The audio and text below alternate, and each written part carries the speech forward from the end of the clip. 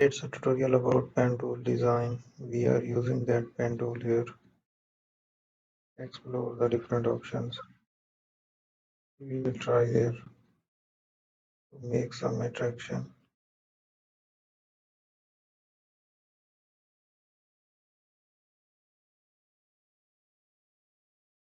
So let's use that blue color design.